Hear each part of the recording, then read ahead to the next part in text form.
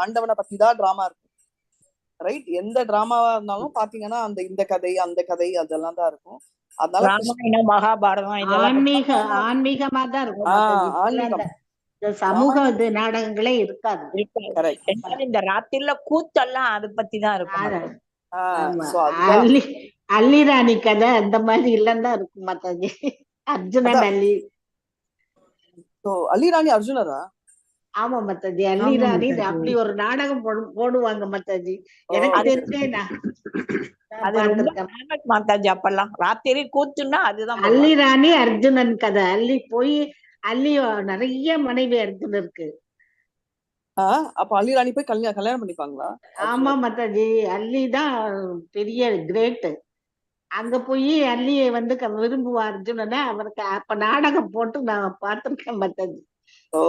ரெண்டாவது மாதாஜி அந்த ஸ்பெஷல்ல அதுல வந்து பொம்பளைகளே இருக்க மாட்டாங்க மாதாஜி. அப்பெல்லாம் 7 வயசு புரியாது மாதாஜி. 7 ஒன்றும் புரியல. ராத்திரி எல்லாம் உட்காந்து பாப்போம் மாதாஜி.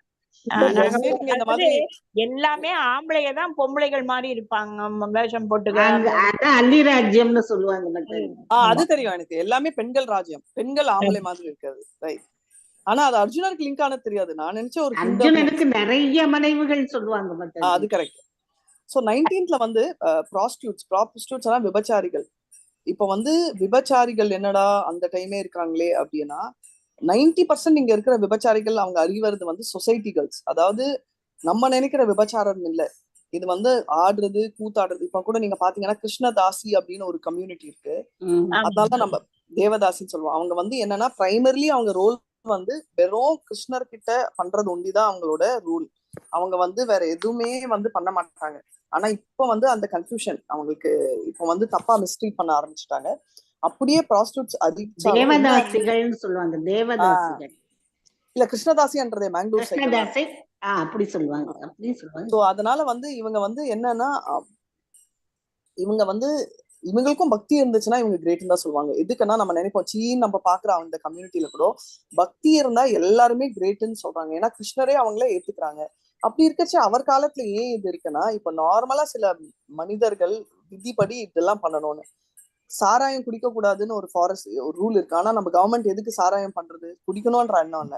குடிக்கணும்ன்றவங்க திருட்டுத்தனமா பண்ணுவாங்க, பண்ணாதீங்க, அதுக்கு நாங்க விக்கிறோம். அதே மாதிரி மனைவி இல்லாம ரோடுல போயிட்டு அவங்க இல்லைன்னா நம்ம சொல்லுவாங்க இல்லையா வர்ண சங்கரா ஆயிடும் அப்படின்றதால இந்த மாதிரி விஷயங்கள் எல்லாம் ப்ரொமோட் பண்றாங்க அப்படின்றது.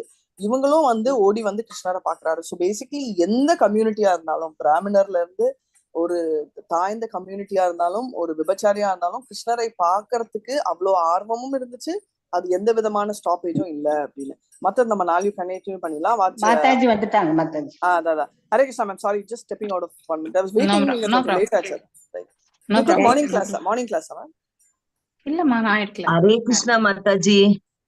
Hare Krishna Mataji. Pranam Mataji. Thank you Mataji. Thank you. Hare Krishna. Thank you Mataji. Hare Krishna Mataji. Hare Krishna Mataji. நமஸ்காரம் மாதாஜி. ஹரே கிருஷ்ணா. நம்ம தமிழ்ல சொல்லணும்னா தேவருக்கு அடியாள் அப்படின்னு சொல்லுவாங்க இல்லையா?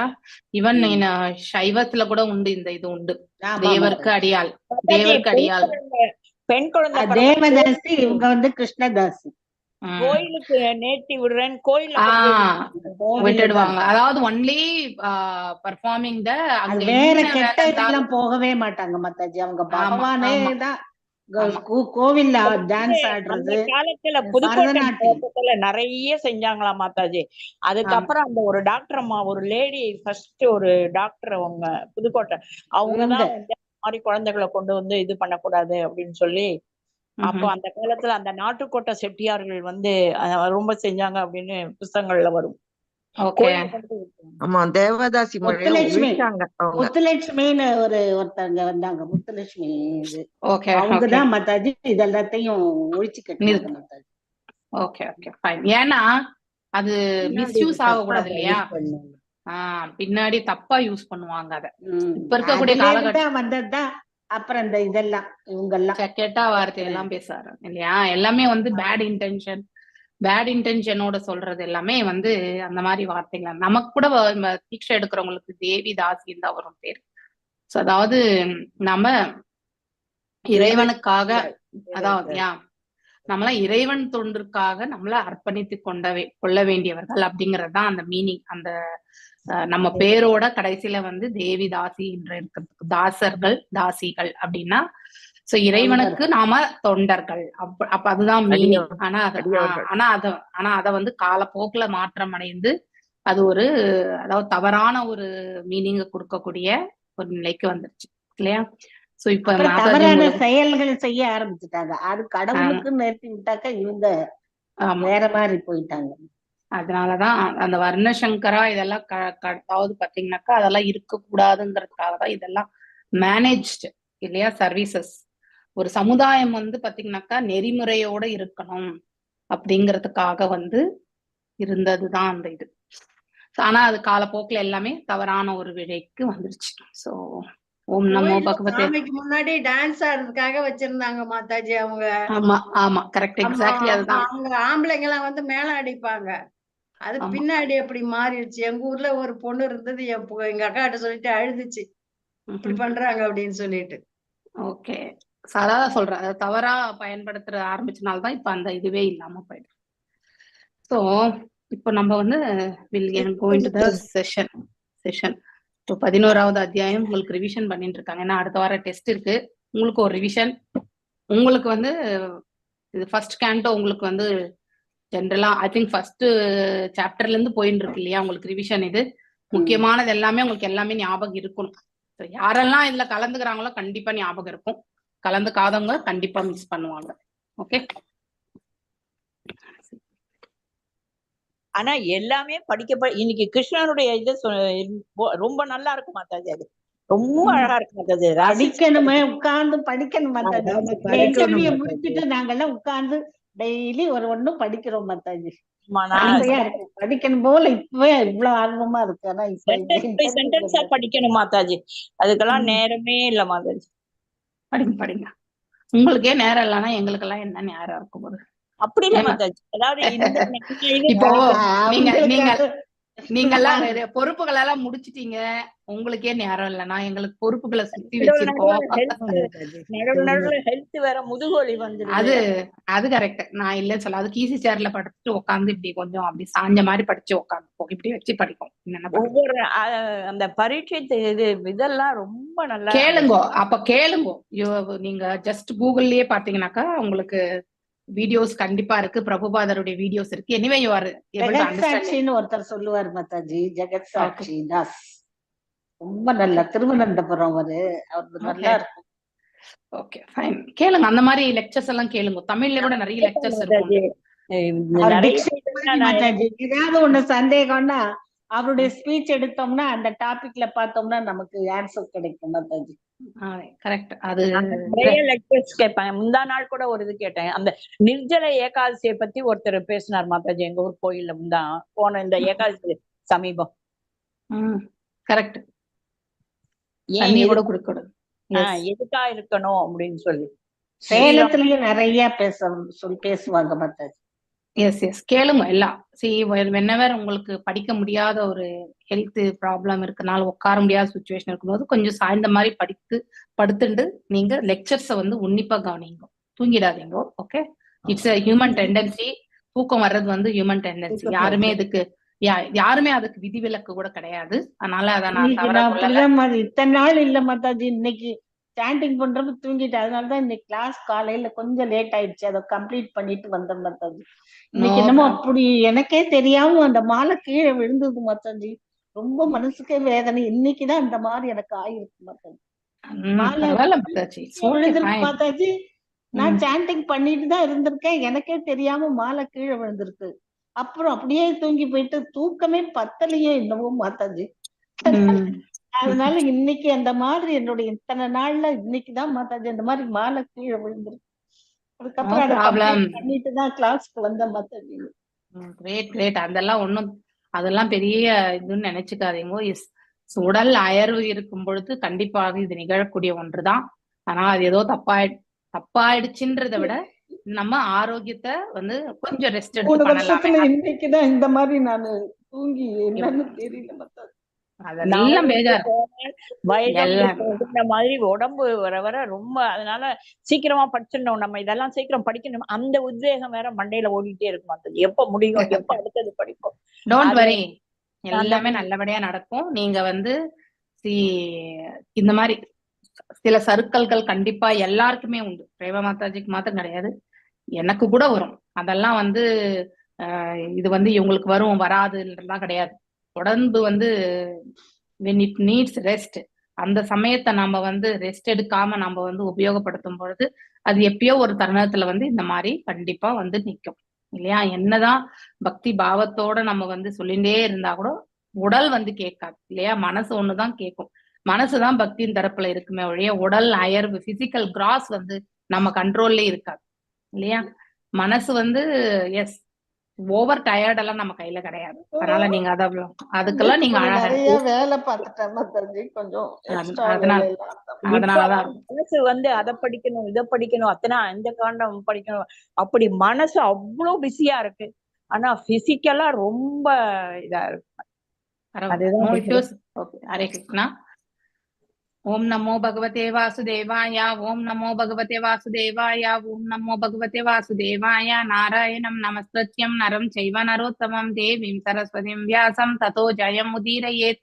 நஷ்டப்ராயேஷு பதரேஷு நித்யம் பாகவத சேவையாம் பகவத்ய உத்தம ஸ்லோகே பக்திர் பவதி நைஸ்திகி. ஓம் அஜ்ஞானதிமிராந்தஸ்ய ஞானாஞ்சனய ஷலாகய சக்ஷுருன்மிலிதம் येन तस्मै श्री गुरवे नमः. श्री चैतन्य मनोभीष्टं स्थापितं येन भूतले स्वयं रूपा गदामह्यं तदा स्वपदान्तिकं. हे कृष्णा करुणा सिन्धु दीनबन्धु जगत्पते गोपेशा गोपिका कान्त राधकान्त नमस्तुते. तप्त काञ्चन गौरांगी राधे वृन्दावनेश्वरी ऋषभानुसुते देवी प्रणमामि हरिप्रिये. वाञ्छकल्पतारूप्यश्च कृपा सिन्धुभ्य एव च पतितनां पावनेभ्यो वैष्णवेभ्यो नमो नमः. नमो ओं विष्णुपादाय कृष्णप्रेष्ठाय भूतले श्रीमती भक्ति वेदांत स्वामिनी नामिने.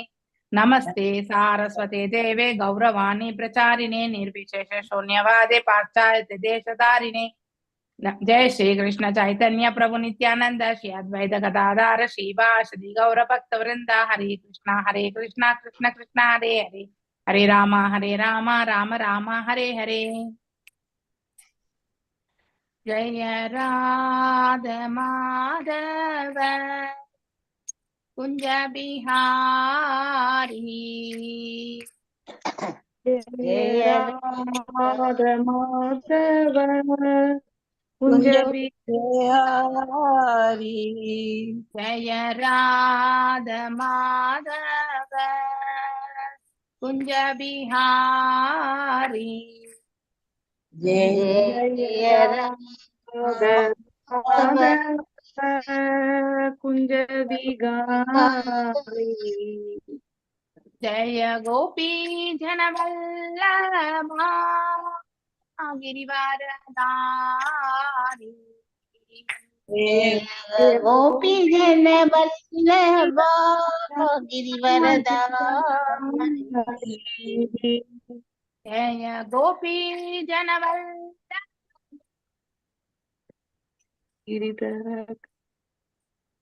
जय गोपी जनवल्लभा गिरिवरधारी. यशोदनन्दन ब्रजजन रञ्जन. यशोदनन्दन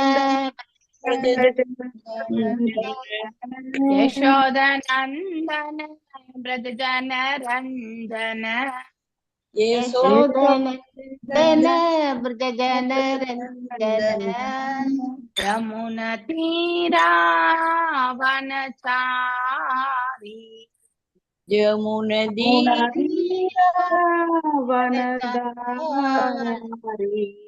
यमुना तीरा वनचारी.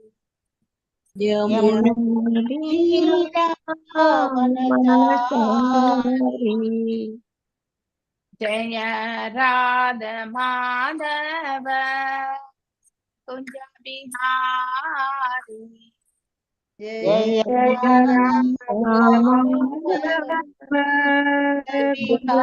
बिहारी. हरे कृष्णा कृष्ण कृष्ण हरे हरे हरे राम राम राम हरे हरे हरे हरे कृष्ण कृष्ण हरे कृष्ण कृष्ण हरे हरे हरे हरे राम हरे राम राम हरे हरे ஹரே கிருஷ்ணா. நாம் இப்போ இன்னைக்கு 15வது ஸ்லோகத்தை வாசிக்க போறோம்.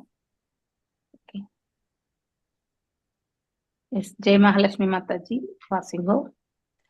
ऋषिरुवाच एवं गिरित्र प्रियया विपाशितः प्रत्यप्यतत्त प्रहसन् सुहृद्प्रियः संस्मरादिदो मर्मविदाः कुवाकीषून् यान् आहको विश्वसृजां समक्षद. हरे कृष्ण माताजी। ऋषिर्वाच एवं गिरित्रप्रियया विभाषितः प्रत्यप्यन्तत् प्रहसन् सुहृत्प्रियः संस्मारितो मर्मविदः कुवाकीषून् यानाहको विश्वसृजां समक्षदः. ऋषि उवाच மைத்ரேய மாமுனிவர் கூறினார், ஏவம் இவ்வாறு கிரித்ர சிவபெருமான் பிரியயா தனது அன்பு மனைவியினால் அபிபாஷிதக பேசப்பட்ட பொழுது பிரத்யப்ய தத்த பதிலளித்தார். பிரகசன் புன்னகைத்து சுஹருத் பிரிய உறவினர்களிடம் அன்பானவர் சம்ஸ்மாரிதக நினைவு கூர்ந்து மர்மபிதக இதயம் நொறுங்க குவா கிஷோன் சுடு சொற்கள் யான் எவை வார்த்தைகள் ஆக கூறினார். க யார் தக்ஷன் விஸ்வஸ்ருஜாம் உலக வெளிப்பாடுகளை தோற்றுவித்தவர்கள் சமக்ஷதக முன்னிலையில் மொழிபெயர்ப்பு பொருளை எழுதியவர் தவத்திரை ஏழு பக்திவேந்த சுவாமி பிரபுபாதிக்கு ஜெய். மைத்ரேய மாமுனிவர் கூறினார், கைலாய மலையின் அதிபதியான சிவபெருமான் தனது அன்பு மனைவியின் வார்த்தைகளை கேட்ட பிறகு புன்னகையுடன் பதில் கூறினார். ஆனாலும் அவர் தட்சன் உலக பிரஜாபதிகளின் முன்னர் தன்னை பற்றிய கூறிய இதயத்தை கிழிக்கும் வஞ்சின மொழிகளையும் நினைத்துக் கொண்டார். பொருளுரை: தன்னிடம் தட்சனை பற்றி தன் மனைவி கூறிய பொழுது உடனடியாக தட்சன் உலக பிரஜாபதிகளின் முன்னர் தன்னை பற்றி கூறிய கடுமையான வார்த்தைகளை நினைத்து மனதுள் வருந்தினாலும் சிவபெருமான் தனது மனைவியை மகிழ்விக்க சிறிது புன்னகைத்தார். இதுவே அப்போது அவரது மனநிலையாக இருந்தது. பகவத்கீதை கூட விடுதலை பெற்ற மனிதனின் மனம் உலகின் மகிழ்ச்சிகளையும் துக்கங்களையும் சமமாக ஏற்றுக்கொள்கிறது என்று குறிப்பிடுகிறது. அவ்வாறு இருக்க இங்கு தட்சனின் வார்த்தைகளை எண்ணி சிவபெருமான் ஏன் மனம் அறிஞராள் என்று சிலர் கேட்கலாம். இதற்கான பதிலை ஸ்ரீ விஸ்வநாத சக்கரவர்த்தி தாகூரார் கூறியிருக்கிறார். சிவபெருமான் ஆத்மராமா தன்னுணர்வு நிலையில் முற்றிலும் ஆழ்ந்திருப்பவர். ஆனாலும் அவர் தமோகுணம் என்னும் அறியாமையின் பொறுப்பாளராக அவதரிப்பதினால் உலகின் இன்ப துன்பங்களினால் சில நேரங்களில் பாதிக்கப்படுகிறார். ஆன்மீக உலகிற்கும் பௌதிக உலகிற்கும் இன்ப துன்பங்களில் என்ன வேறுபாடு என்றால், ஆன்மீக உலகில் அதன் பாதிப்பு தன்மையின் அடிப்படையில் முழுமையானதாக இருக்கும்.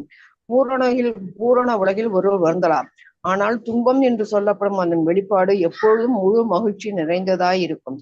எடுத்துக்காட்டாக, பகவான் கிருஷ்ணர் குழந்தையாக இருக்கும் பொழுது அவர் தாயான யசோதையினால் தண்டிக்கப்பட்டு அழுதார். அவர் கண்களிலிருந்து கண்ணீர் சிந்தினாலும் இதனை அறியாமை குணத்தின் விளைவாக கருதக்கூடாது. இந்நிகழ்ச்சி முழுவதுமே உன்னதமான ஒரு மகிழ்ச்சி ஆனதேயாகும். கிருஷ்ணர் இவ்வாறு விளையாடும் பொழுது சில நேரங்களில் கோபியர்களின் துன்பத்திற்கு அவர் காரணமானவர் போல தோன்றும். ஆனால் உண்மையில் அவை அனைத்தும் பேரானந்த தன்மை உடையன. இதுதான் பௌதீக மற்றும் ஆன்மீக உலகங்களுக்கு இடையிலான வேறுபாடு. எல்லாம் தூய்மையாய் இருக்கும் ஆன்மீக உலகம் பௌதிக உலகில் முரணான தன்மையாக காட்சியளிக்கும். ஆன்மீக உலகில் உள்ள அனைத்துமே பூரணத்துவம் வாய்ந்தவை. ஆகையால் அங்கு தோன்றும் இன்ப துன்பம் என்னும் ஆன்மீகத்தின் பல்வகை வேறுபாடுகள் எல்லாம் உணரும் பொழுது நித்திய ஆனந்தமே தவிர வேறொன்றும் இல்லை. ஆனால் இயற்கையின் முக்குணங்களினால் மாசுற்றவைகளாக இவ்வுலகில் உள்ள அனைத்தும் இருப்பதனால் அங்கே இன்பம் துன்பம் என்று பிரித்தனையும் உணர்வும் இருக்கிறது.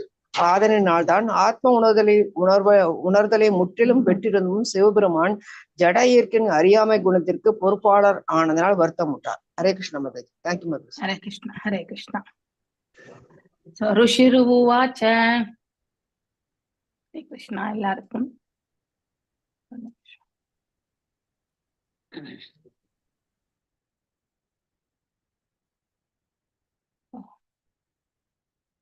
एवं गिरित्र प्रियया विभाषितः प्रत्यप्यतत्त प्रहसन् सुहृत्प्रियाः संस्मारितो मर्मपितः कुवाक्इषूषन् यान् आहको विश्वसृजां समक्षदः.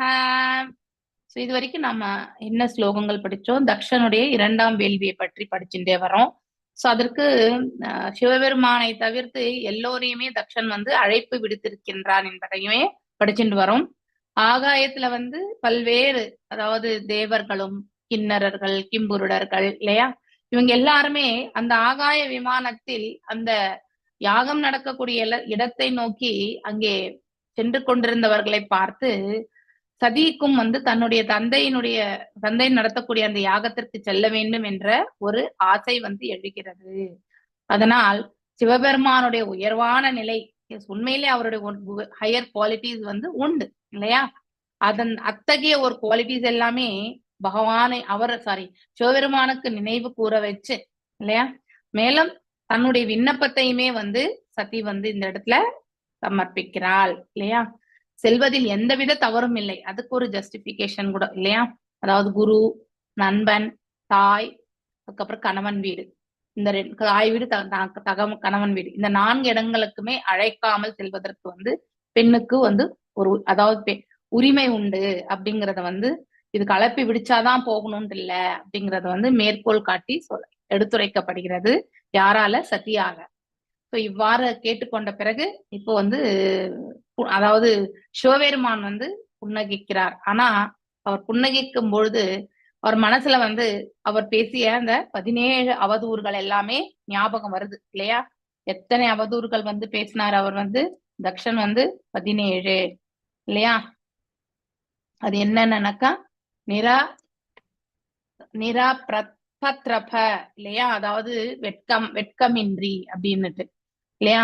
சோ அதாவது அதுக்கப்புறம் யசோக்னக சாதுவத், அதுக்கப்புறம் மர்க்கட்ட லோச்சன, அதாவது குரங்கு கண்கள், அதுக்கப்புறம் லுப்த கிரியாக ஆஷுயவே மானினே விண்ணசயத்தவே சூத்ரேவஹ உன்மத்தவத் சிதாபஸ்ம கிருதாஸ்நான ஆஷீவ மத்த சிவ ஆபதேச, இப்படி இத்தனை வார்த்தைகளுமே மத்த ஜன பிரிய பதிகி நஷ்ட சௌஷா உன்மதா நாத, அதுக்கப்புறம் துர் ஹிருதயே அப்படின்னு சொல்லிட்டு இத்தனை வார்த்தைகள் அவதூறுகளாக பேசினாங்க. நீங்க மீண்டும் ஒரு முறை அந்த ஸ்லோகங்கள்ல போய் பார்த்தீங்கன்னாக்கா போன அத்தியாயத்துல கிடைக்கும் உங்களுக்கு இந்த 17 வார்த்தைகள்.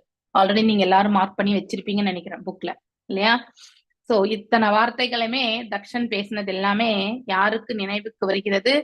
அதாவது சிவபெருமானுக்கு நினைவுக்கு வருகிறது. ஆனாலும் அவர் மனதில் ஒரு சஞ்சலம் வந்தாலும் மீண்டும் அதாவது அந்த சஞ்சலத்தினால் சதி பாதிக்கப்படக்கூடாது என்பதற்காக அவர் புன்முறுவல் பூக்கிறார். புன்முறுவல் பூப்பது என்பது உண்மையிலே ஒரு தன்னுணர்வு நிலையில நிலை பெற்றவர்களுக்கு சுக துக்கம் இல்லையா, சீதோஷ் நிலைகள் வேறுபாடு எதுவாக இருந்தாலும் அதை பக்குவமாக ஏற்றுக்கொள்வதற்கான அந்த மனசு உண்டு. ஆனாலும் ஏன் சிவபெருமான் வருத்தத்தை ஒரு க்ஷணம் கூட அவர் ஏன் கொண்டு வரணும்? அத்தகைய பக்குவம் பெற்றவர் இல்லையா.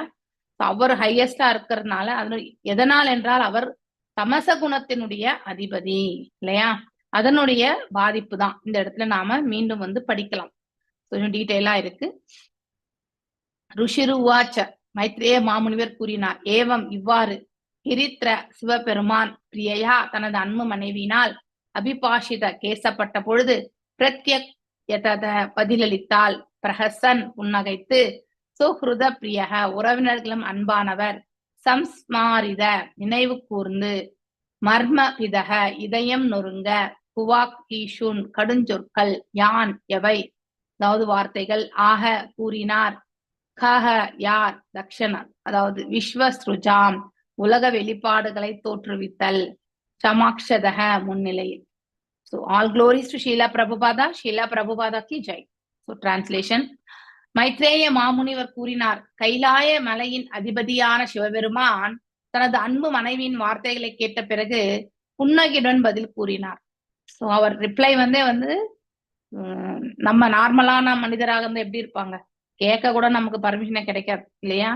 அதை கேட்டு வீட்டுல ஒரு பெரிய பிரளயம் வர்றதுக்குன்னா நம்ம சும்மா அந்த ஃபங்க்ஷனுக்கு போகாம இருக்கிறதே ஒரு பெரிய நன்மை பயக்கும் அப்படின்னு நினைச்சிருந்து எத்தனையோ பெண்கள் கேட்கவே மாட்டாங்க. ஸோ ஏன்னா இப்ப வந்து நம்ம அகங்காரம் பிளஸ் அதாவது நம்மளுடைய இது செல்ஃப் எஸ்டீம் போனா அந்த இடத்துக்கு நம்ம போக கூடாது அப்படிங்கிற ஒரு இது, நம்மள யாராவது மரியாதை கொடுக்கல அப்படின்னா மீண்டும் அந்த இடத்துக்கு போகிறதுக்கு மனசு வராது. ஸோ அப்படி சாமான்யமா அதாவது ஆண்களுக்கு இது உண்டு இல்லையா? அவங்க they will not accept. அது ஒரு முறை அடிபட்ட பிறகு அந்த அவமானத்தை சகிக்கிறது ஆண்களால முடியாது. ஸோ ஆனா இந்த காலகட்டத்துல அப்படிதான் இருக்கு. அதனால பெண்கள் இப்படிப்பட்ட ஒரு சுச்சுவேஷன் இருந்தா வீட்டுல கேட்க கூட 90% கேட்கவே மாட்டாங்க.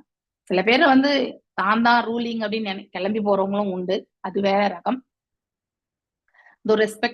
ரெஸ்பெக்ட் ஹஸ்பண்ட் இருக்கிறவங்க கண்டிப்பா அவரிடத்துல பர்மிஷன் கேட்டுட்டு இல்லையா போகக்கூடியது. இருவருக்குமே அந்த இது இருக்கணும். வென்னவர் யாரு கணவனா இருக்கட்டும் மனைவியா இருக்கட்டும் தவறு என்று வரும்பொழுது இருவருமே அவங்க ஒத்துழைத்து ஒருவருக்கு ஒருவர் விட்டு கொடுத்து போனால்தான் அந்த குடும்ப வாழ்க்கையே சிறப்பாக அமையும். இதுல ஆண் பெரியவங்க பெண் சிறியவங்கலாம் கிடையாது. பட் as per நம்ம கலாச்சாரம் பிரகாரமே இவ்வாறு அந்த கலாச்சாரத்தை நம்ம எடுத்துட்டு போறோம்.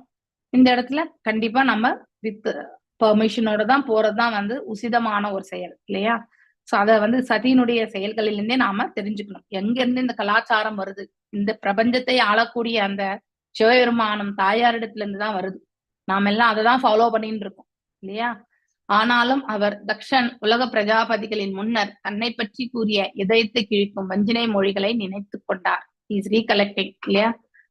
தன்னிடம் தக்ஷனை பற்றி தன் மனைவி கூறிய பொழுது உடனடியாக தக்ஷன் உலக பிரஜாபதியின் முன்னர் தன்னை பற்றி கூறிய கடுமையான வார்த்தைகளை நினைத்து மனதுள் வருந்திய சிவபெருமான் தனது மனைவியை மகிழ்விக்க சிறிது புன்னகைத்தார். இதுவே அப்போது அவரது மனநிலையாக இருந்தது. பகவத்கீதை கூட விடுதலை பெற்ற மனிதனின் மனம் உலக மகிழ்ச்சியினையும் துக்கங்களையும் சமமாக ஏற்றுக்கொள்ளக்கூடிய அந்த பக்குவம் இருக்கின்றது என்று அழகாக குறிப்பிடுகிறது இல்லையா சிதாதிர் முனி. அவ்வாறு இருக்க இங்க தக்ஷனின் வார்த்தைகளை எண்ணி சிவபெருமான் ஏன் வருத்தம் வருந்தினார் என்று சில பேர் கேட்கலாம். ஏன்னா அவரே தூய பக்த நிலையில இருக்கார். அப்படி இருக்கும் பொழுது அவர் வருத்தம் படுவதற்கான எந்த ஒரு நிலையும் இங்கே கிடையாது அப்படிங்கிறது எல்லோருமே அறிந்த ஒன்றுதான். இதற்கு பதிலை ஸ்ரீ விஸ்வநாத சக்கரவர்த்தி தாகூரார் கொடுக்கிறார். என்ன கொடுக்கிறார்? சிவபெருமா ஆத்மாராம் தன்னுணர்வு நிலையில தான் இருக்கார் இல்லையா? இருந்து முற்றிலுமே ஆழ்ந்திருப்பவர் எப்பொழுதுமே. Is also a renouncer. ஆனாலும் அவர் தமோகுணம் என்னும் அறியாமையின் பொறுப்பாளியாக இருப்பதால் இந்த தமோகுணத்துக்கு அதிபதியாக இருப்பதால் உலகின் இன்ப துன்பங்களினால் சில நேரங்களில் பாதிக்கப்படுகிறார் இல்லையா? அதே மெயின்டெனன்ஸா இருக்கிற விஷ்ணுக்கு அந்த ப்ராப்ளமே கிடையாது. எங்கேயாவது கதையில கூட விஷ்ணு இவ்வளவு சங்கடப்பட்டாருன்னு எங்கேயாவது நம்ம கதை கேட்டிருக்குமா? கண்டிப்பா கிடையாது. ஒன்று பிரம்மா இல்லைன்னா ஒண்ணு சிவபெருமான். இவங்க ரெண்டு பேருடைய அதாவது செயல்கள்னால ஏற்படக்கூடிய கடினங்கள் எல்லாமே அவர் ரட்சித்திருக்கார் இல்லையா? இதை நாம கண்டிப்பா தெரிஞ்சுக்கணும். சோ இன்ப துன்பங்களில் என்ன வேறுபாடு என்றால் ஆன்மீக உலகத்தில் அதன் பாதிப்பு தன்மையின் அடிப்படையில் முழுமையானதாக இருக்கும். அதாவது பூர்ண உலகில் ஒருவர் வருந்தலாம், ஆனாலும் துன்பம் என்று சொல்லப்படும் அந்த வெளிப்பாடு எப்பொழுதும் முழு மகிழ்ச்சியாக நிறைந்ததாக இருக்கும். அதுக்கு எக்ஸாம்பிள் தான் கோலோகத்திலையும் சரி, அதாவது இங்க இருக்கும்பொழுது யசோத தாயார் அப்படிதான் ரிஜாய்ஸ் பண்ணாங்க இல்லையா? சோ அதே மாதிரிதான் ஆனந்தம் கொண்டார்கள். சோ கண்ணனுக்கு ஒண்ணு என்றால் அவர்கள் மிகவும் மனசு வருந்தி போயிடுவாங்க. இப்படி நம்ம அவங்களுடைய தாய்மையினுடைய நிலையிலிருந்து நாம இதை பார்க்கின்றோம். அதன் வெளிப்பாடு எப்பொழுதும் முழு மகிழ்ச்சி நிறைந்ததாக இருக்கும். சோ அதாவது அது தெய்வீகம் கலந்ததாக இருப்பதால் அப்பொழுது ஏற்படக்கூடிய சிறு சங்கடங்கள் நமக்கு சங்கடமாக தோன்றினாலும் அதனுடைய முடிவு எப்பவுமே நன்மையான ஒரு நிலையில தான் சோ யாருக்கு என்ன நன்மை வழங்கணும்ன்றது அவங்களுடைய அதாவது கர்ம பலனுக்கு ஏற்றவாறு அது கண்டிப்பாக அவர்கள் கிடைக்க பெறுவார்கள். ஆனால் துன்பம் என்று சொல்லப்படும் அதன் வெளிப்பாடு எப்பொழுதுமே எப்பொழுதுமே முழு மகிழ்ச்சி நிறைந்ததாக இருக்கும். ஆனாலும் துன்பம் என்று சொல்லப்படும் அந்த வெளிப்பாடு எப்பொழுதும் முழு மகிழ்ச்சி நிறைந்ததாக இருக்கும். இது ஆன்மீக தளத்தில், பௌதிக தளத்தில் கிடையாது. எடுத்துக்காட்டாக பகவான் கிருஷ்ணர் குழந்தையாக இருக்கும் பொழுது தாயான யசோதினால் தண்டிக்கப்பட்டு அழுகிறார். எத்தனை வாட்டி மணல் சாப்பிட்டுட்டு எல்லாருமே பிள்ளைங்க எல்லாம் சொல்லுவாங்க இல்லையா, கண்ணன் மண்ணை சாப்பிடுறான். ஈவன் பலராமரோட சொல்வார். அப்ப கண்ணன் சொல்வார், இல்லை தாயே, நான் சாப்பிடவே இல்லை அப்படின்னு சொல்லிட்டு. ஏன்னா கண்ணன் மீது நம்பிக்கை இல்லையா. ஆனாலும் பலராமர் ரொம்ப இன்சிஸ்ட் பண்ணி, இல்ல கண்ணன் சாப்பிட்டான் அப்படின்னு சொல்லிட்டு. அப்படின்னா வாயை திறனும் போது அந்த சராசரங்களை எல்லாமே, அதாவது டெமான்ஸ்ட்ரேஷன் இல்லையா, அவர் அந்த அவருடைய திருவாயிலிருந்து பார்த்தப்போ இது மகாவிஷ்ணுனுடைய இது அப்படிங்கறத தன்னுடைய குழந்தை தெய்வீகமான அந்த பரம்பொருளேன்றது யசோதைக்கு தெரியாது. யோகமாயையால் மறைக்கப்பட்டிருக்கிறார் இல்லையா. சோ ஏன் அந்த யோகமாயால் மறைக்கப்பட்டிருக்கிறது என்றால், தன்னுடைய குழந்தை அந்த பரம்பொருள் அப்படின்னாக்கா அவங்களுக்கு அந்த அவங்க ரிலேஷன்ஷிப் உங்களுக்கு நார்மலா இப்ப மாதுரிய ரசம், வாத்சல்ய ரசம் இதெல்லாமே எக்ஸிக்யூட் கண்டிப்பா பண்ண முடியாது இல்லையா. சோ கோபியர்கள் எல்லாம் கூட அவர் பரம்பொருள் என்று நினைக்கவே இல்லை, அவங்களுக்கு தெரியாது. ஆனா தேவர்களா இருக்கலாம் இல்லையா, ஏன்னா சக்திகள் படைத்து அசுரர்களை வதைத்திருக்கார் அப்படின்னா மனிதனுக்கு அப்பாற்பட்ட நிலையில இருக்காங்கன்றது மட்டும்தான் அவங்களுக்கு தெரியுமே ஒழிய. ஆனா அவர் எல்லாம் வல்ல இறைவன் என்று அந்த விருந்தாவன வாசிகளுக்கோ நந்த மகாராஜாக்கோ இல்ல யசோதை தாயாருக்கோ கண்டிப்பா தெரியாது. அதனால்தான் அந்த லீலைகளை அவர்கள் ஆனந்தத்தை கொண்டு எஸ் குந்திக்கு கூட தெரிஞ்சிருக்கு, ஆனா தேவகிக்கு தெரியல. தேவகிக்கு தெரியும், யசோதைக்கு தெரியாது. அதாவது அவங்கதானே பார்த்தாச்சு. குந்தி நாராயணருடைய சொரூபம் என்று தெரியும், அப்படிதான் அவங்க. ஸ்வயம் நாராயணான்றதுதான் அவங்களுடைய இது. ஓகே, சோ எல்லாம் வல்ல இறைவன் தான் அவர் என்றது தெரியாது, அந்த அம்சத்தை கொண்டவர் என்று எல்லாரும் நினைச்சாங்க. சோ இப்ப கடவுள் நம்ம முன்னாடியே அவதரிச்சு வந்தாலும் அவங்கள நம்ம கடவுளை ஏத்துக்குவோமா? ஏன்னா நம்பிக்கை கிடையாது நமக்கு இந்த பிரபஞ்சத்தின் மீது. கடவுள் மீது நம்பிக்கை உண்டு, ஆனா இங்க ஏமாற்ற பேழ்வழிகள் தான் நிறைய பேர் இருக்காங்கன்றதுனால நம்ம ஏற்றுக்கொள்ள மாட்டோம். அந்த காலகட்டத்துல வாழ்ந்த துரியோதனன் ஏற்றுக்கொண்டானா, சகுனி ஏற்றுக்கொண்டானா? அவர் ஒரு தெய்வீக அம்சத்தோட வந்திருக்கார், தர்மத்தை நிலைநிறுத்த வந்திருக்கார் அப்படிங்கறது எல்லாமே யாராவது ஏற்றுக்கொண்டார்களா? இல்லவே. அந்த துரியோதனன் பகவான புரிஞ்சுக்கிற அளவுக்கு அவங்களுக்கு நாலேஜ் இருந்ததா மாதாஜி? அப்போ சகுனிக்கு இருந்தது மாதாஜி, சகுனிக்கு இருந்தது, துரியோதனனுக்கு இருக்காது. ஏன்னா அவன் அஜ்ஞானத்தில் சில சமயங்கள அவன் ரஜோ மற்றும் தாமசிக் குணங்கள்ல உழண்டு கொண்டிருப்பவன் இல்லையா. சகுனி அவன் புத்தி சாதுரியம் கொண்டவன் இல்லையா, அவனுக்கு கண்டிப்பா தெரியும். இஸ் வெரி வெரி சூக்ஷ்மதான். சோ அதனால சகுனி மனசுல என்ன ஓடுறதுன்னு பகவானால சுலபம், எல்லாருடைய மனசுல ஓடுறதையும் பகவானால சொல்ல முடியும். ஆனா அந்த க்ஷணத்துல சகுனி என்ன நினைக்கிறாங்கன்றத இமீடியட்டா பகவான் ரிஃப்ளெக்ட் பண்ணுவார் இல்லையா. ஆனா அதனாலதான் இவனே சூழ்ச்சி புரிபவன், ஆனா தான் சூழ்ச்சி புரியறத பகவான் சூழ்ச்சி புரிபவன் என்று சொல்பவன் அவன், அப்படிப்பட்டவன் இல்லையா. இப்ப நான் என்ன பெர்ஸ்பெக்டிவ்ல நினைக்கிறேனோ, அதாவது நான் அடுத்தவங்களை என்ன பெர்ஸ்பெக்டிவ்ல நினைப்பேன்னாக்கா, என்கிட்ட என்ன குணாதிசயம் இருக்கோ, என்கிட்ட என்ன சுபாவம் இருக்கோ அதுக்கேத்த மாதிரிதான் நான் அடுத்தவங்களை நினைப்பேன். என்கிட்ட அதாவது பொய் உரைக்கிறது, என்கிட்ட அடுத்தவங்களை நிந்திக்கக்கூடிய அந்த குணாதிசயம் இருக்குன்னா கண்டிப்பா அடுத்தவங்களை நான் என்றைக்குமே நிந்தித்து கொண்டுதான் இருப்பேன். அது என்னுடைய சுபாவம். அடுத்தவங்க கிட்ட இருக்கக்கூடிய பாசிட்டிவ பார்க்கக்கூடிய அந்த குணாதிசயம் இருந்தா, அதாவது 1000 தவறு இழைப்பவனாக இருந்தாலும் அவனிடத்தில் இருக்கக்கூடிய மேன்மையான குணம் எதுவோ அதை நோக்கக்கூடிய பக்குவம் அந்த உயிர் வாழ்க்கைக்கு வரும். சோ நம்முடைய நம்முடைய பார்வையில தான் நாம we have to do the changes. அடுத்தவங்களுடைய பார்வையை மாற்றி அமைக்கக்கூடிய கெப்பாசிட்டி நமக்கு கிடையாது இல்லையா. இருக்கா? நம்ம வீட்லயே நம்ம பேச்சு யாராவது எல்லாருமே கேக்குறாங்களா? கண்டிப்பா கிடையாது. இது கிரவுண்ட் ரூல் இது இல்லையா. ஒரு சமயத்துல ஒப்புக்கொள்ளக்கூடிய அந்த கெப்பாசிட்டி இருக்கக்கூடியவங்க அடுத்த க்ஷணம் கண்டிப்பா நான் ஏன் இதை கேட்கணும்ன்ற ஒரு கொஸ்டினோட நிப்பாங்க இல்லையா. சோ நீ உனக்கு பிடிச்சிருக்குன்றதுக்காக நான் இதை செய்யணும்னு சொல்லாத, இப்படி சொல்லக்கூடியவங்களும் உண்டு. அதனால we should have இதுக்கான எடுத்துக்காட்டு பிரபுபாதருடைய ஃபேமிலியே எடுத்துக்கலாம் இல்லையா. அவர் அவ்வளவு ஹையஸ்ட் லெவல் டிவோஷனா இருந்தாரு. அவர் ஆரம்ப காலகட்டத்துல அவருக்கு ஈவன் நம்ம இனிமே படிப்போம் இல்லையா, லீலாமிரதத்துல வரும். சோ ஜபம் பண்றது கூட அவருக்கு முடியாத ஒரு சூழ்நிலை. வீட்டுல அந்த அளவுக்கு அனுகூலமான நிலை கிடையவே கிடையாது. காலையில 4, மத்தியானம் 4, சாயந்தரம் 5, நைட் 4 இப்படிதான் 16 மாலை பண்ணிட்டு இருந்தார் இல்லையா. அதுக்கப்புறம் அவர் நிறைய மாலைகள் பண்ணாரு, அது வேற. அது சன்னியாசம் எடுத்துக்கொண்டு முன்னாடி அது பண்ணது உண்டு. ஆனா இப்ப வந்து அந்த வாழும் காலகட்டத்துல குடும்பத்தோட ஒரு கிரகஸ்தனா இருக்கும் பொழுது அவர் நிறைய கடினமான சூழ்நிலைகளை தான் அனுபவிச்சிருக்காரு. வீட்லயும் உட்காந்து ஜெபம் பண்ண முடியாதனால வந்து இந்த படிக்கட்டு மேல உட்காந்துதான் வந்து இல்லையா, ஸ்டேர் கேஸ் அது மேல உட்காந்துதான் அவர் பண்ணியிருக்காரு. சோ இப்படி இந்த மாதிரி சூழ்நிலைகள் எல்லாமே யாருக்குமே வந்து நல்ல, அதாவது சுமூகமான பாதை வாழ்க்கையில வந்து பக்தி பாதையில போகிறதுக்கு வந்து கிடைக்கும்ன்றது வந்து நாம நினைக்கவே கூடாது. கடினமான ஒரு பாதையை ஏற்றுக்கொண்டாலும் அதை வந்து திடமான மனதோடு எடுத்து செல்பவர்கள் வந்து மிக மிக முக்கியமானவர்கள். இங்க எதை சொல்ல வந்தேன்னா, யசோத தாயார் வந்து ஏன் தாயை போலதான் பிஹேவ் பண்ணார், அந்த பரம்பொருளையே தன்னுடைய மகனாக அவர் வந்து அதாவது வளர்த்து இல்லையா நல்ல நிலைக்கு எடுத்துட்டு வந்த அவர் அந்த குழந்தையோட வந்து ஒவ்வொரு க்ஷணமுமே வந்து அவர் வந்து ஆனந்தத்தை தான் அனுபவித்தார்.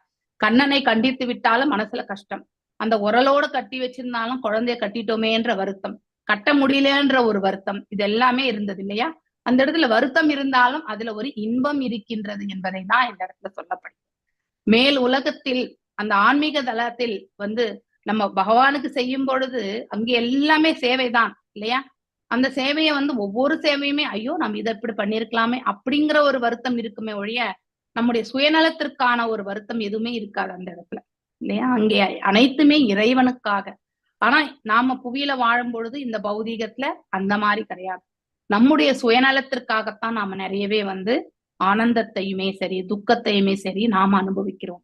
ஒரு செயல் பௌதீக செயல் வெற்றி கொண்டு விட்டால் நாம் அன்றைக்கெல்லாம் ரொம்ப சுகமா இருக்கும்.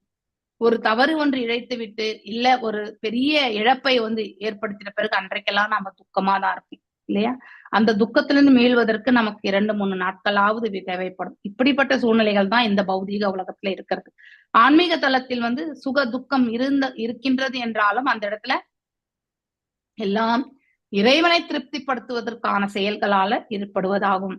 அது கடினமான ஒரு நிலையா இருந்தாலும் அதுலயும் ஒரு ஆனந்தத்தை அனுபவிக்கக்கூடிய ஒரு தன்மை இது. இந்த கண்ணன் யசோதை, அதாவது கண்ணனுடைய லீலைகள்ல யசோத தாயார் பெருமிதம் கொள்ள வாத்சல்ய ரசத்துல அவர் எவ்வளவு அனுபவிக்கிறார் இல்லையா. சோ எத்தனை அசுரர்களை வந்து அவர் வதைச்சிருக்கார் இல்லையா. ரேணுகாசுரன் இல்லையா, அதுக்கப்புறம் வந்து திருநாவர்த்தன், இதெல்லாமே நம்ம வந்து திருநாவர்த்தன் யார் பண்ணது, பலராமரா, அது பார்க்கணும். ரெண்டு அசுரர்கள் வந்து பலராமர் தான் பண்ணுவார். ஏன்னா தேனுகாசுரன் ஏன்னா அவர் வந்து அந்த பிரகலாத் மகாராஜோடைய பரம்பரையில வந்தவங்க. சோ பிரகலாத் மகாராஜ் வந்து அவருடைய 21 தலைமுறைகளை வந்து ரட்சிக்கக்கூடிய அந்த இது வந்து பகவான் செய்வதால அந்த வம்சத்தில் அவன் அசுரனாக இருந்தாலுமே அவர் வந்து வதம் செய்ய மாட்டார், பலராமன் தான் வதம் செய்வார். சோ இப்படி அவர் செய்யறது கிடையாது. இந்த இது வந்து நம்ம ஞாபகம் வச்சுக்கணும். ஆக்சுவலி ஏன் வந்து கண்ணன் வந்து வதம் செய்யல அவங்கள அப்படிங்கறத வந்து நினைச்சுக்கணும். ஓகே, பிரகலாத் மகாராஜ் அதனாலதான் நாம ஒருத்தர் பக்தி செஞ்சா 21 தலைமுறைகள் இந்த வம்சத்துல வந்து ரட்சிக்கப்படுவார்கள் இறைவனால அப்படிங்கிறது வந்து சொல்லப்படுகிறது. அதுக்காக அவங்க அக்கிரமம் பண்ணிட்டே இருந்தாக்கா பகவான் வந்து ரட்சித்துட்டே இருக்க மாட்டார். ஆனா அதுக்கு வேற விதமான மார்க்கத்துல வந்து அழிவு என்பது அவருக்கு கண்டிப்பா கிடைக்கும். தவறு இழைத்தால் கண்டிப்பா தண்டனை உண்டு. இதை நாம ஏற்றுக்கொள்ளக்கூடிய பக்குவத்துக்கு தான் வரணும் இல்லையா. சோ இந்த இடத்துல தாயான யசோதையினால் குழந்தையாக இருக்கும் பொழுது தாயான யசோதையினால் தண்டிக்கப்பட்டு அழுகிறார் இல்லையா. தாமோதர லீலையில இங்க இருக்கக்கூடிய இந்த போட்டோல பார்த்தா கூட இந்த கண்ணு கீழே எல்லாம் மையெல்லாம் வந்துருச்சு ஆக்சுவலி இல்லையா.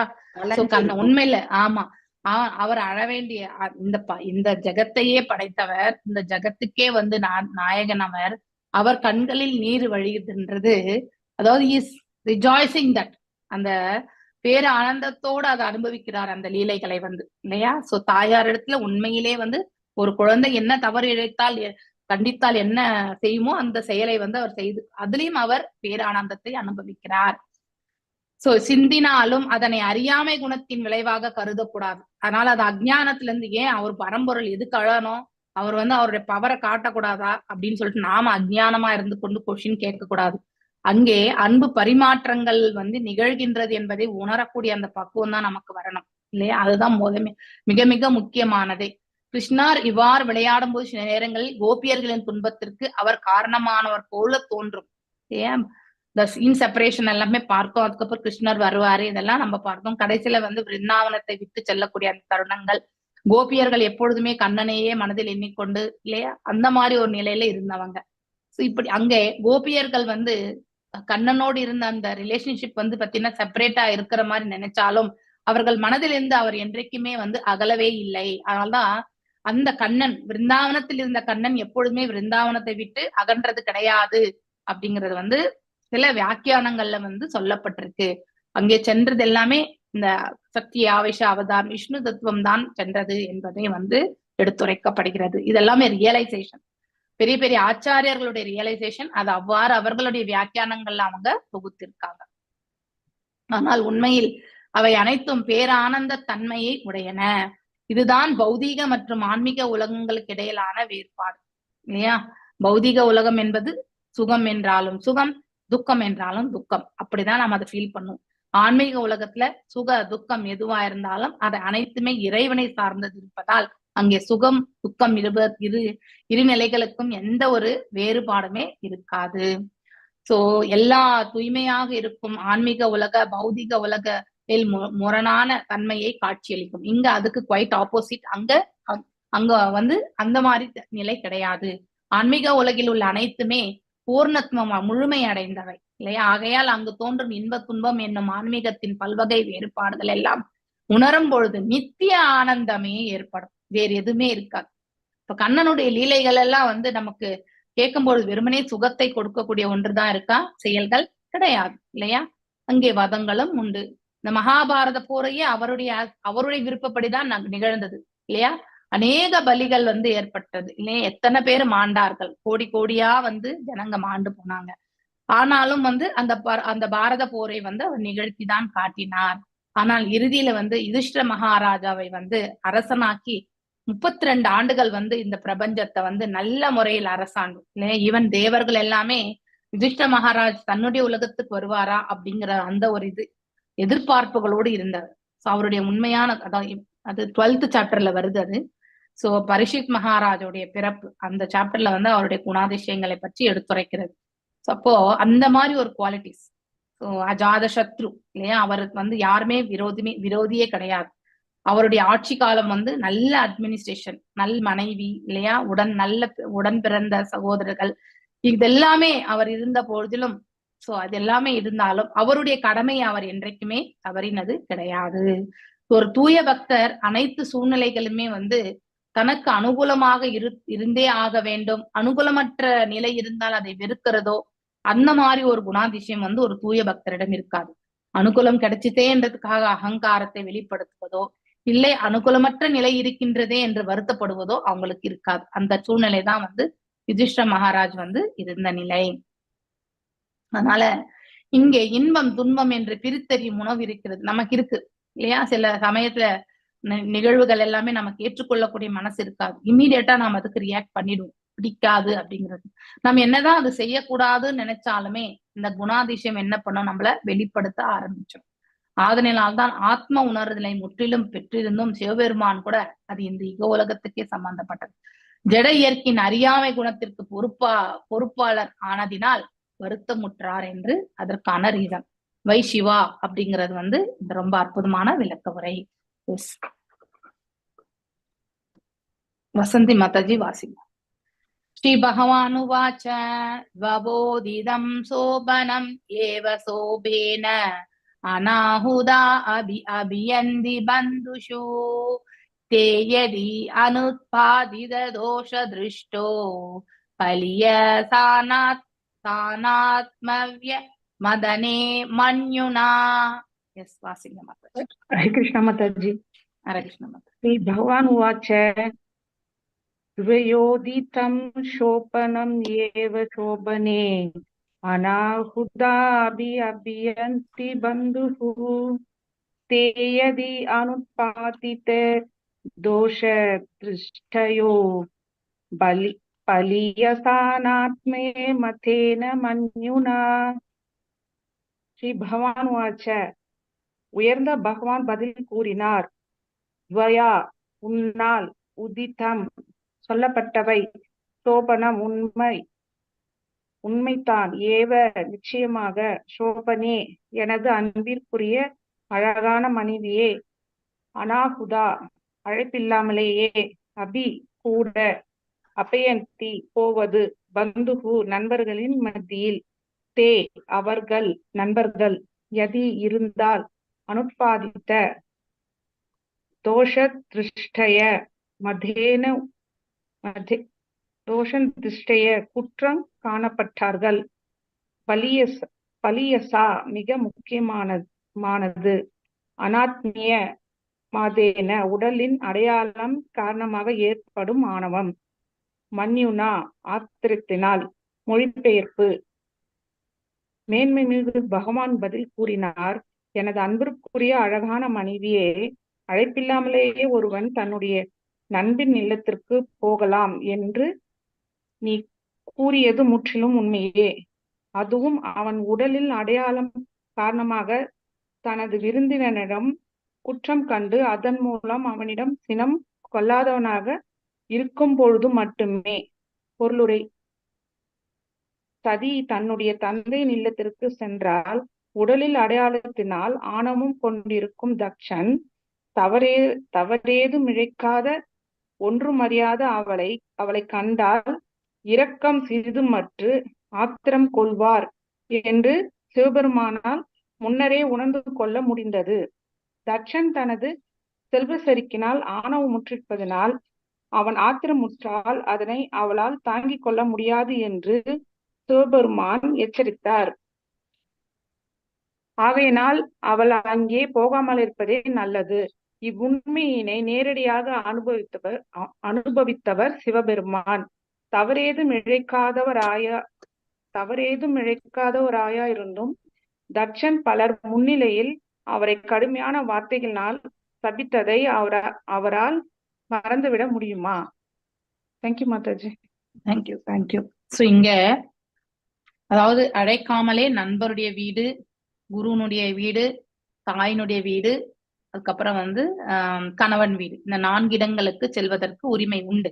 ஆனா அத இங்க அழகா எடுத்துரைக்கிறார். Provided condition apply. ஏன் நாம கூட எங்கேயாவது ஒரு இது ஏதாவது வாங்குறதுக்கு பாத்தீங்கன்னா மேல ஒரு 2 ஸ்டார் போட்டிருப்பாங்க இல்லையா?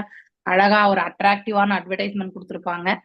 அங்க ஒரு கண்டிஷன் அப்ளைன்னு கொடுத்துருப்பாங்க. கீழே பாத்தீங்கன்னாக்கா பெரிய லிஸ்ட் இருக்கும். அதுல அந்த மாதிரி என்ன கண்டிஷன்னா, அங்கே நாம் செல்வதால் அவர் நம்மளை மீண்டும் அவதூறு பேசுவதோ, நம்மளோட நிலையை தாழ்த்துவதோ, அப்படிப்பட்ட ஒரு காரியம் நிகழாம இருந்தா நீ கண்டிப்பா போகலாம். அந்த மாதிரி காரியத்தை நான் ஆல்ரெடி அனுபவிச்சுட்டு வந்துட்டேன். இவர் எதுவுமே பேசாம சைலண்டா வந்துட்டார் இல்லையா? ஆனா சதியால் அதை கண்டிப்பா ஏற்றுக்கொள்ளவே முடியாது. அவளுக்கு அதை தாங்க முடியாது. அவங்க இன்னும் மோர், அதாவது இவர் பேலன்ஸ்டு பர்சன் இல்லையா? ஆனா சதி அவ்வளவு பக்குவம் இல்லை. When compare to the Sivaperuman compare பண்ணும்போது அவங்களுக்கு அந்த பக்குவம் கிடையாது இல்லையா? அங்கே சொல்றாங்க, நான் ஐ எம் லெஸ் இன்டெலிஜென்ஸ் தான் சொல்றாங்க 2 ஸ்லோகத்துக்கு முன்னாடி. சோ உங்கள அளவுக்கு எனக்கு ஞானம் கிடையாது அப்படிங்கிறதுதான் தன்னுடைய நிலையை வெளிப்படுத்துகிறாள் அவள். சோ அப்படி இருக்கும் பட்சத்துல இவளால அந்த சுச்சுவேஷனை கண்டிப்பா ஏற்றுக்கொள்ள முடியாது அப்படிங்கறது சிவபெருமானுக்கு நன்னா தெரிஞ்சதுனாலதான் அவர் முடியாதுங்கிறத இந்த இடத்துல, அதாவது காரணத்தை எடுத்து கூறி அவர் போக வேண்டாம் என்பதை எடுத்துரைக்கிறார். ஸ்ரீ பகவான் உவாச்ச திவ்யோதிதம் சோபனம் ஏவ சோபனே அனுஹூதாஹபி அபியந்தி பந்துஷோ தே யதி அனுபாதித தோஷ திருஷ்டயோ பலியசானாத்மை மதேன மன்யுனா. ஸ்ரீ பகவான் உவாச்ச, உயர்ந்த பகவான் கூறினார், பதில் கூறினார், திவ்யா உன்னால், உதிதம் சொல்லப்பட்டவை, சோபனம் உண்மைதான், ஏவ நிச்சயமாக, சோபனே எனது அன்பிற்குரிய அழகான மனைவியே, அனுஹுதா அழைப்பில்லாமலே, அபி கூட, அபியந்தி போவது, பந்துஷு நண்பர்கள் மத்தியில், தே அவர்கள், எதி இருந்தால், அனுத்பாதித தோஷ திருஷ்டாய குற்றம் காண மாட்டார்கள். பலியசா மிக முக்கியமானது, அனாத்மய மதனே உடலின் அடையாளம் காரணமாக ஏற்படும் ஆணவம், மன்யுனா ஆத்திரத்தினால். இங்க தக்ஷனுக்கு தான் அந்த ஆத்திரம் இல்லையா. மேன்மை மிகு பகவான் கூறினார், அதாவது சிவபெருமான் சொல்றார் சதியை பார்த்து, எனது அன்பிற்குரிய அழகான மனைவியே, அழைப்பில்லாமலே ஒருவன் தன்னுடைய நண்பனின் வீட்டுக்கு இல்லத்திற்கு போகலாம் என்று நீ கூறியது முற்றிலும் உண்மைதான். அவர் அதை நிராகரிக்கவே இல்லை, ஏற்றுக்கொள்ளக்கூடிய ஒன்றுதான். அதுவும் அவன் உடலின் அடையாளம் காரணமாக தனது விருந்தரிடம் குற்றம் கண்டு அதன் மூலம் அவனிடம் சினம் கொள்ளாதவனாக இருக்கும் பொழுது மட்டுமே, இல்லையா. இப்ப நாம ஒரு ஃபங்க்ஷனை வைக்கிறோம், வீட்டுல எல்லாரையுமே அழைக்கிறோம் இல்லையா, அவங்கள எல்லாமே வருந்தி பத்திரிக்கை எல்லாம் கொடுத்து அழைக்கிறோம். வந்திருக்கிறவங்க நமக்கு நம்முடைய எதிர்பார்ப்புக்கு தகுந்த மாதிரி இருக்கக்கூடியவங்களும் உண்டு, இன்னும் கீழான நிலையில இருக்கிறவங்க உண்டு, அதை விட மேன்மையா இருக்கிறவங்களும் உண்டு. இப்படி பல்வேறுபட்ட நிலைகளை கொண்டவர்கள் தான் நமக்கு உறவினர்கள், நண்பர்களாக இருப்பவர்கள். அதனால நமக்கு எது பிடிக்குமோ அவங்கள மட்டுமே இந்த இந்த காலகட்டத்துல அவங்க கிட்ட நல்லா சிரிச்சு பேசிட்டு, சாதாரணமா அவங்களுடைய நிலை ஏழ்மையா இருந்தா அவங்கள ஒரு சாதாரண மனிதரை கூட அவங்க காட்டிக்கொள்ளாமல் இருந்தால் அது தவறு இல்லையா. That is an insult. அந்த மாதிரி செய்யவே கூடாது. அந்த மாதிரி செஞ்சா அடுத்த வாட்டி அவங்க அந்த மாதிரி ஒரு ஃபங்க்ஷனுக்கு மீண்டும் அவர்கள் வராம இருக்கிறது தான் பெஸ்ட். ஏன்னா அதே மாதிரியான செயல்கள் மீண்டும் இவர்கள் அரங்கேற்றுவார்கள். இது பௌதீக உலகத்துல. இதே நிலைதான் சிவபெருமானும் தக்ஷணத்துல அவமானப்பட்டார். அதனால சதி தன்னுடைய தந்தையின் இல்லத்திற்கு சென்றால் உடலின் அடையாளத்தினால், தட் இஸ் பாடிலி ஐடென்டிபிகேஷன், ஆணவம் கொண்டிருக்க ஆத்ம நிலை பற்றி உணரக்கூடிய பக்குவம் இல்லை இல்லையா. பாடிலி ஐடென்டிபிகேஷன், தவறேதும் இழைக்காத ஒன்றுமறியாத அவளை கண்டால் இரக்கம் சிறிதுமற்று ஆத்திரம் கொள்வார் என்று சிவபெருமானால் முன்னரே உணர்ந்து கொள்ள முடிந்தது. நெக்ஸ்ட் டார்கெட் தன்னுடைய மகளையே கூட அவன் அந்த மாதிரிதான் நடத்துவான் என்பது சிவபெருமான் நன்னா புரிஞ்சிருந்தார். தக்ஷன் தனது செல்வ செருக்கினால் ஆணவமுற்று இருப்பதால் அவன் ஆத்திரமுற்றால் அதனை அவளால் தாங்கிக் கொள்ள முடியாது என்று சிவபெருமான் எச்சரித்தார் இல்லையா. This is already there. இந்த பௌதீக உலகத்துல யார் வேணாலும் எந்த நிலையில வேணாலும் சறுக்குவாங்க இல்லையா. ஆகையினால் அவள் அங்கே போகாமல் இருப்பது நல்லது. இவ்வுண்மையினை நேரடியாக அனுபவித்தவர் சிவபெருமான். தவறேதும் இழைக்காதவராயிருந்தும் அவர் எதுவும் தவறு இழைக்கலாங்க இல்லையா. தக்ஷன் பலர் முன்னிலையில் அவரை கடுமையான வார்த்தைகளால் சபித்ததை அவரால் மறந்து விட முடியுமா? கண்டிப்பா முடியாது இல்லையா. லலிதா கண்ணன் மாதாஜி வாசிங்கோ. வித்யாதபோ வித்தவ பூர்வயா குலைஹி சதாம் குணைஹி ஷட்பீர் அசத்மேதரைஹி சம்ஸ்ருதௌ ஹிருத ஹதாயாம் பிரதமான துர்த்ருசஹ சதப்தானா பஷ்யந்திஹி காமபூயசாம். எஸ் வாசி. லலிதா கண்ணன் மாதாஜி. நான் படிக்கிறேன், ஒரு நிமிஷம். ஹரே கிருஷ்ணா மாதாஜி. ஹரே கிருஷ்ணா. வித்யா தபோ வித்தவ பூர்வய குலைஹி சதாம் குணை ஷட்பிர் அசத்தமேதரைஹி சம்ருதௌ ஹதாயாம் பிரதமான துத்ருசஹ சப்தான பஷ்யந்திஹி தாம பூயசாம்.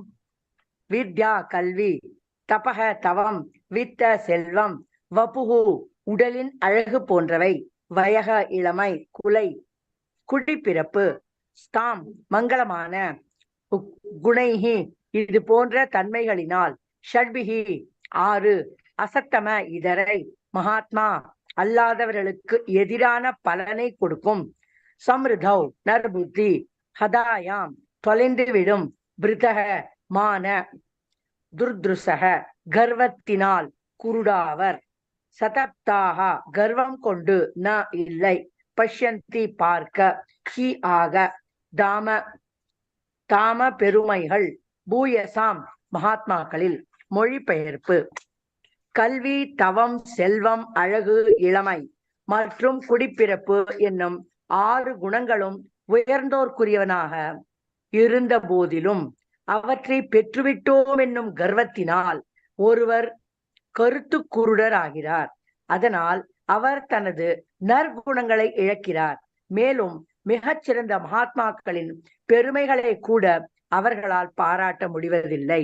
பொருளுரை. கல்வி, செல்வம், தவம் மற்றும் நற்குடிப்பிறப்பு இவை அனைத்தும் தட்சன் பெற்றிருந்தும் ஏன் தேவையின்றி பிறரிடம் ஆத்திரமுற்றார் என்று கேட்கலாம். உயர்கல்வி, நற்குடி பிறப்பு, அழகு, போதுமான செல்வம் போன்றவை எல்லாம் தவறான மனிதனை சேர்ந்தால்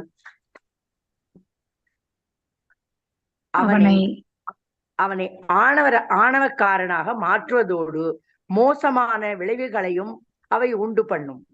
பால் நல்லதுதான், ஆயினும் அதனை பாம்பு தீண்டியது என்றால் அதுவும் விஷமாகிவிடும். அதுபோல் பௌதீக சொத்துக்களான கல்வி, செல்வம், அழகு மற்றும் நற்குலம் போன்றவை எல்லாம் சந்தேகம் இல்லாமல் மிகவும் நல்லவைதான். ஆனால் அவை கெடு நோக்கான மனிதர்களை சேரும் பொழுது அவை எதிர் விளைவுகளை உண்டாக்கும். சாணக்கிய பண்டிதர் மற்றொரு உதாரணம் கூறியிருக்கிறார். அதாவது, நாகப்பாம்பின் தலையில் நாகரத்னம் இருந்தாலும் அது அஞ்சத்தக்கதுதான். ஏனென்றால் அது பாம்புதானே. நாகப்பாம்பு தவறிழைக்காத பிற உயிர்களிடம் கூட பொறாமை கொள்கிறது. அதன் இயல்பு அப்படிப்பட்டது. நாகப்பாம்பு ஒன்றை கடித்தது என்றால் அந்த உயிர் பொருள் குற்றம் செய்திருக்க வேண்டும் என்று பொருள் அல்ல. பாம்பின் இயற்கை குணமே ஒன்றுமறியாத பிறவற்றை கடிப்பதுதான். அதுபோல் தட்சன் பௌதீக சொத்துக்கள் அனைத்தும் பெற்றவராயிருந்தும் அவரது கர்வத்தினாலும் பொறாமையினாலும் அவை எல்லாமே பாழாயின. ஆகையினால் ஆன்மீக உணர்வு அல்லது கிருஷ்ண உணர்வில் முன்னேறுபவர்களுக்கு இத்தகைய உலகை சொத்துக்கள் எல்லாம் பொறுமையில்லை. இதையே வேறு எல்லாம் பெருமை பெறுகின்றன. இதையே வேறு விதமாக கிருஷ்ண உணர்வில்லாத ஒருவருக்கு இந்த உடைமைகள் இருந்ததென்றால் அவை வெறும் சுழியே. ஆனால் அச்சுழியே பரம்பொருள் என்ற ஒன்றின் பக்கத்தில் இருக்கும் பொழுது அதன் மதிப்பு 10 உயர்கிறது. பரம்பொருள் என்ற ஒன்றின் பக்கத்தில் இல்லாதவரை சுழி ஒரு வெற்று இலக்கமே. 1 என்ற எண்ணில்லாதது 100 சுழிகளை வரிசையாக அடுக்கினாலும் அவற்றின் மதிப்பு வெறும் சுழியே. பௌதீக சொத்துக்களை கிருஷ்ண உணர்விற்கு பயன்படுத்தாதவரை அதை வைத்திருப்பவருக்கு அவை பேர் அழிவையும் இழி நிலவையும் உண்டு பண்ணும். ஹரே கிருஷ்ணா மாதாஜி. ஹரே கிருஷ்ணா மாதாஜி. தேங்க்யூ. சோ வித்யா தபோ வித்யா வபூர் வய குலைஹி சதாம் குணைஹி ஷட்பிர் அசத்தமேதரைஹி சம்ருதௌ ஹதாயாம் ப்ருதமான துர்ருசஹ சதப்தானா பஸ்யந்தி ஹீதாம பூயசாம். வித்யா கல்வி, தப தவம், வித்யா செல்வம், வபு உடலின் அழகு போன்றவை, வய இளமை, குலை குடியிருப்பு, சதாம் மங்களமான, குணைகி இது போன்ற நன்மைகளினால், ஷட்பி 6 அசத்தம இதரை அதாவது மகாத்மா இல்லாதவர்களுக்கு எதிரான அதாவது பலனை கொடுக்கும். சம்ஸ்ருதவ் நற்புத்தி, ஹதாயாம் தொலைந்துவிடும், பிரதமான துர்த்ருசக கர்வத்தினால் குருடாவர், சதப்தா கர்வம் கொண்டு, நா இல்லை, பஷ்யந்தி பார்க்க, ஈ ஆக, காம பெருமைகள், பூயசாம் மகாத்மாக்களின். சோ ஒருத்தருக்கு கல்வி நிறைய படிச்சிருக்காங்க இல்லையா, PhD இதெல்லாம் பண்ணியாச்சு.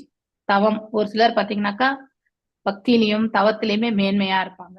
செல்வம், அதாவது செல்வ செருக்குல இருக்கக்கூடியவங்க, பார்ப்பதற்கு மிக மிக அழகாக இருக்கக்கூடியது, அதுவே ஒரு பெரிய இது. அடுத்து இளமை மற்றும் குடியிருப்பு ஆகிய 6 குணங்களும் உயர்ந்தோர்களுக்குரியவனாக இருந்த போதிலும் அவற்றை பெற்றுவிட்டோம் என்ற அந்த கர்வம் இருந்தா அவன் அவனுடைய கருத்து குருடராகிறது. அதாவது எல்லாமே பெற்றுவிட்டோம் என்று எண்ணக்கூடிய அந்த எண்ணம் அது வேஸ்ட். ஆனா ஏதுமற்றவன் என்றுதான் பொருள். எப்ப அந்த இடத்துல அகங்காரம் இருக்கோ அவன் எல்லாம் இருந்தும் அவன் ஏதுமற்றவன் ஆகிறான். இந்த கருத்தை நாம கண்டிப்பா தெரிஞ்சுக்கணும். அதனால் அவர் தனது நற்குணங்களை இழக்கிறார் இல்லையா. செல்வ செருக்கு இதெல்லாம் இருக்கும் பொழுது தேவையற்றது எல்லாமே நம்ம கிட்ட சேரும். சோ மேலும் மிகச்சிறந்த மகாத்மாக்களின் பெருமைகள் கூட அவர்களால் பாராட்ட முடிவது கிடையாது.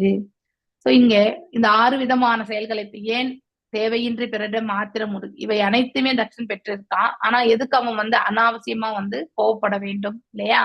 உயர்கல்வி, பிறப்பு, சோ குடிப்பிறப்பு, அழகு, போதுமான செல்வம் இவற்றெல்லாம் தவறான மனிதனை சேர்ந்தால், ராங் பீப்புளுக்கு அவங்க கையில கிடைச்சா அவனை ஆணவக்காரனாக மாற்றுவதோடு மோசமான விளைவுகளை அவை உண்டு பண்ணும். அவன் ஆற்றக்கூடிய காரியங்களுமே அவனுக்கே தீங்கு விளைவிக்கக்கூடிய காரியங்களாக அமையும். பால் நல்லதுதான், அதுல ஒரு சொட்டு பாம்புனுடைய விஷம் கலந்தா அது அந்த பால் வந்து மீண்டும் உபயோகப்படுத்துவதற்கு அது உதவவே உதவாது. ஏன்னா ஒரே டிராப்னாலே அந்த பால் முழுவதுமே விஷமாக மாறி இருக்கும் இல்லையா? அது போலதான் பௌதீக சொத்துக்களான கல்வி, செல்வம், அழகு மற்றும் நற்குலம் போன்றவை எல்லாம் சந்தேகம் இல்லாமல் மிகவும் நல்லவைதான், அதெல்லாம் தேவையானதுதான். ஆனால் அவை கெடு நோக்கான மனிதர்களை சேரும் பொழுது அவை எதிர்விளைவுகளை உண்டாக்கும் இல்லையா? அதாவது நம்ம தலைமுறையில எல்லாமே பேணி பார்த்து தர்மத்தை பாக்குறோம். அடுத்து 2வது தலைமுறையில வரக்கூடிய பேரம் பேத்தியில அதை எடுத்து நடத்துவாங்க, நல்லபடியா செய்வாங்க, தவறே இழுக்காம செய்வாங்கன்றதுக்கான உத்தரவாதம் ஏதாவது இருக்கா இந்த இடத்துல? கண்டிப்பா கிடையாது இல்லையா? அப்போ சறுக்கல் என்பது கண்டிப்பாக இருக்கும்.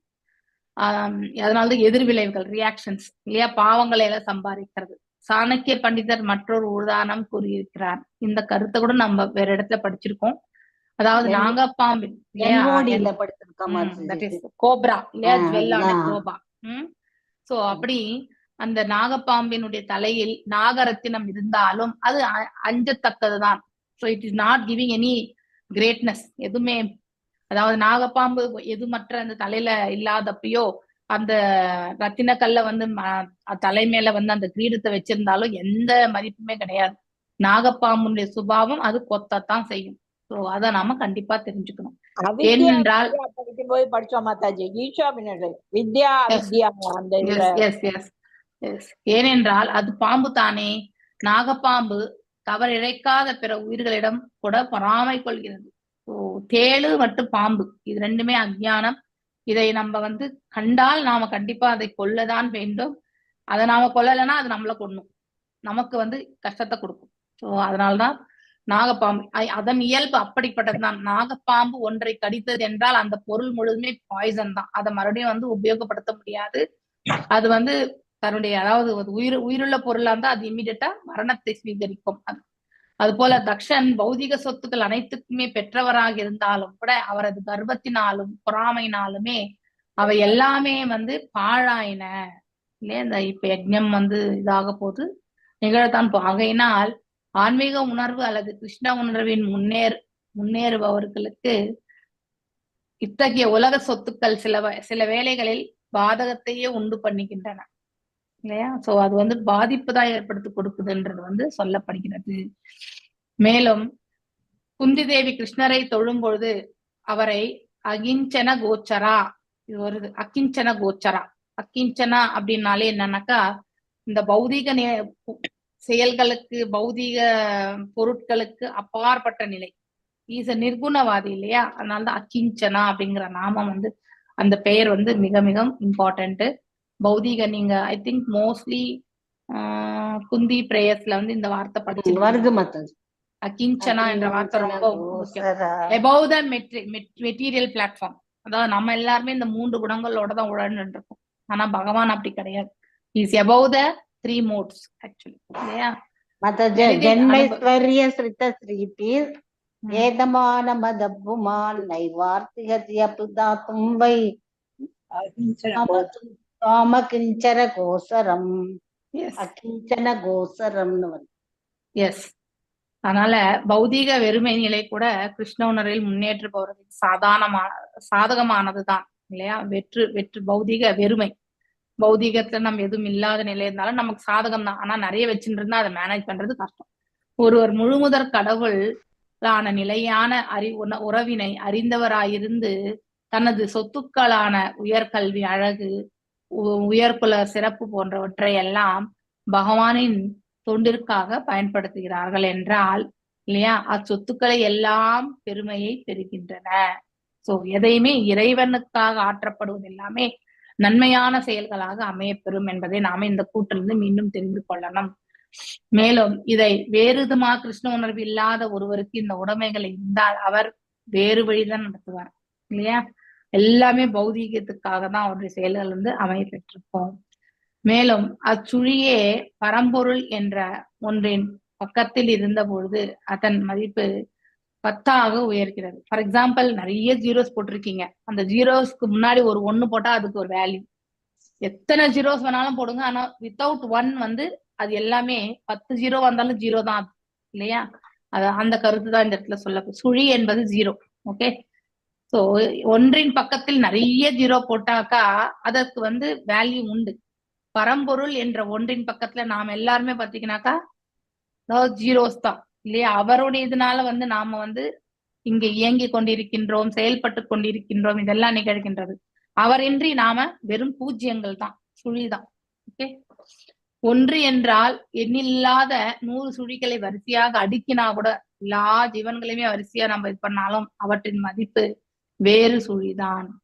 சோ பௌதீக சொத்துக்களை கிருஷ்ண உணர்வுக்கு பயன்படுத்தாத ஒருவரை அதை வைத்திருப்பவருக்கு அவை பேரழிவையும் இழிநிலையும் உண்டு பண்ணும் என்று சொல்லப்படுகிறது. ஓகே, நான் இன்றைக்கு இதோட நிறுத்துறேன். பஞ்சகல்பதாருபிய கிருபா சிந்துபிய வச்ச பதிதனாம் பாவனியோ வைஷ்ணவேபியோ நமோ நமः. அனந்த கோட்டி வைஷ்ணவிருந்துக்கு ஜெய். நாமச்சரிய ஹரிதாஸ் தாகூர்க்கு. ஹரே கிருஷ்ணா மாதாஜி. நாளைக்கு மாதாஜி ரொம்ப நாள் ஆச்சு மாதாஜி நான் படிச்சு. நாளைக்கு இன்னைக்கு யாரும் பெண்டிங் ஹரே கிருஷ்ணா. பத்மா மாதாஜி, அப்புறம்